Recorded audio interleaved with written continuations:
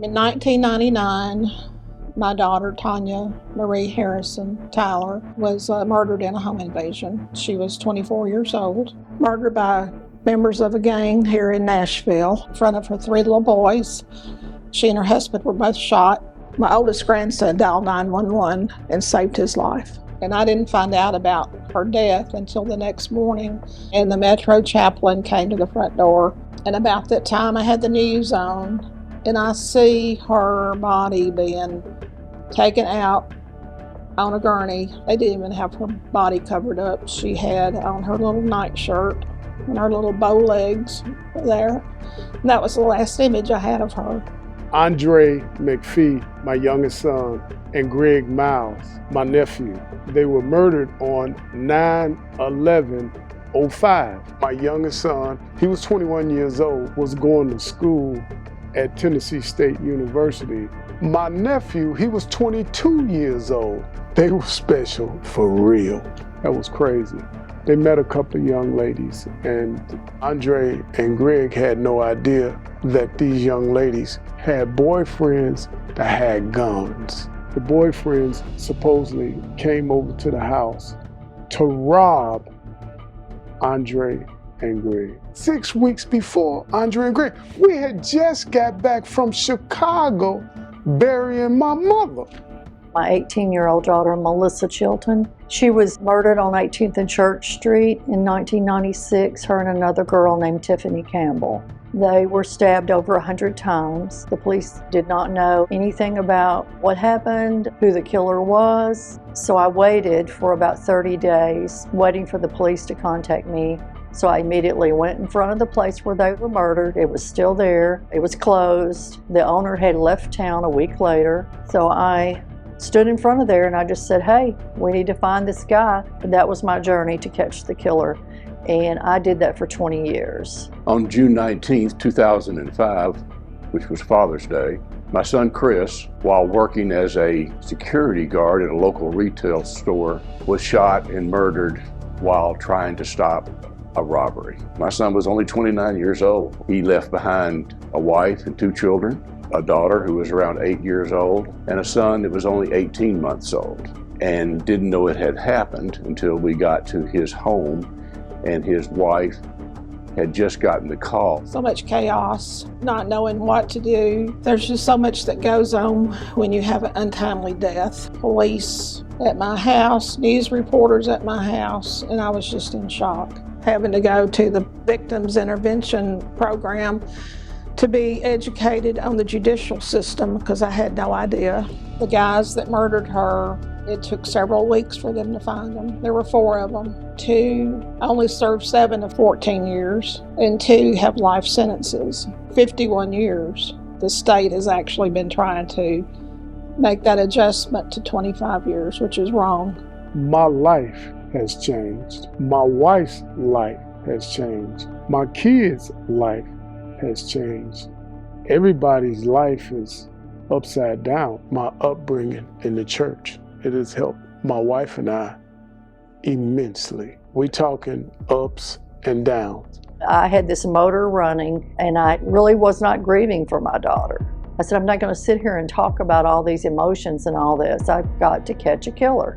Tried to do my own investigation, got with Metro Council, tried to get some laws passed that would help prevent other young girls from meeting their fate like my daughter did.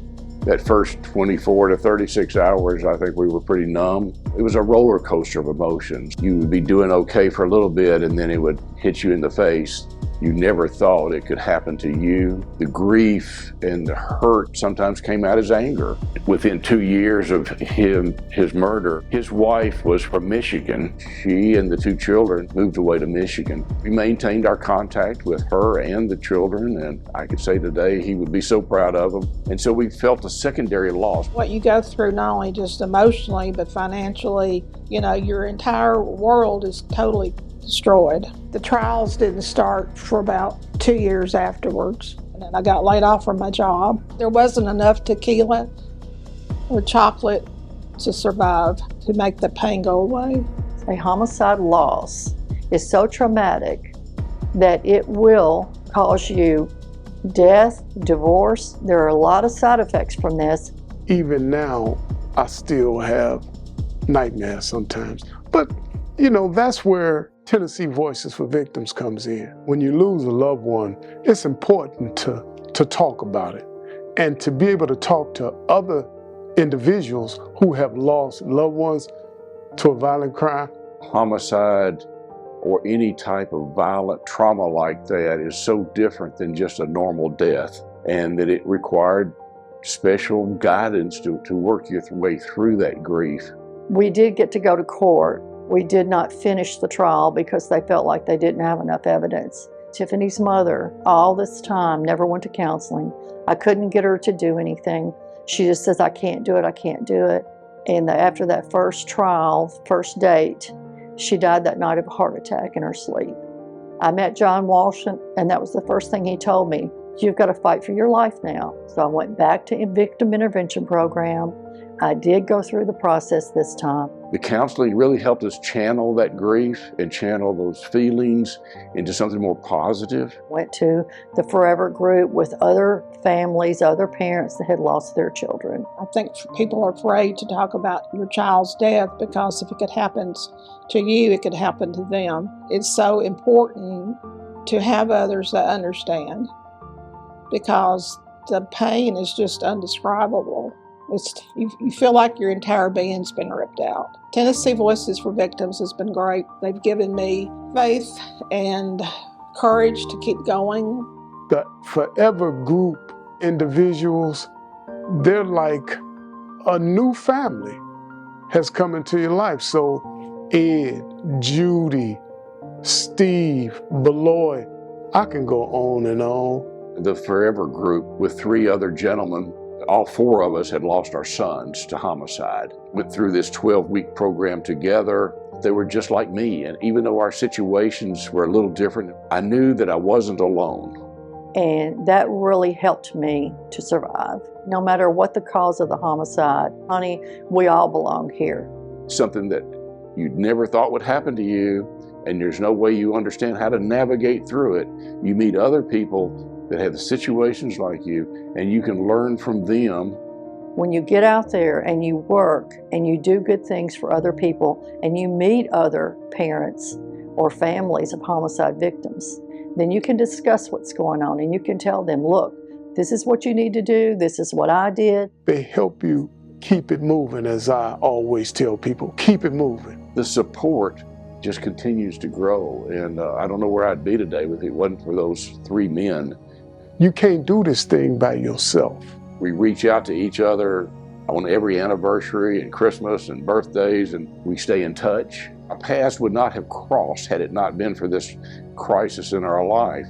But we came together, and now when I'm seen to be down or something, I'll get a text from one of them, or hopefully they feel the same. And that's why I'm here today, because of counseling and because of my work with the Tennessee Voices for Victims. They help you get through the judicial system that is foreign to a lot of folks when this happens to them.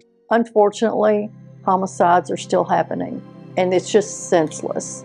Even if you don't want to, reach out because there's help there. There's lots of resources available. I'd sacrificed so much trying to raise a child on my own. And then I was very fortunate to remarry to the man I'm married to now. So I'm still waiting for his arrest. I'm still waiting for him to come to Tennessee and serve his time. When he does get arrested, I'll be able to have her picture in the courtroom with us. And before, that was never going to happen. I just decided that I was not going to let those guys destroy me. It's hope out there. Don't give up. Blessed that she was in my life, and I'm blessed that I have 3 grandsons that survived, and now I'm a great-grandmama. We've tried to stay involved with Family Intervention Program, Tennessee Voices for Victims, and I've been a peer counselor in several of their support groups. Don't feel guilty. Always remember it's the killer's fault. And I could think of a million things I could have done to prevent it. But bottom line, it happened, go forward. Tennessee Voices for Victims, they helped me tremendously. Thank you, thank you, thank you. So emotions are still here, as you can tell. They're getting better. I felt her presence one day and she said, "Mom, you've got this. You've got this."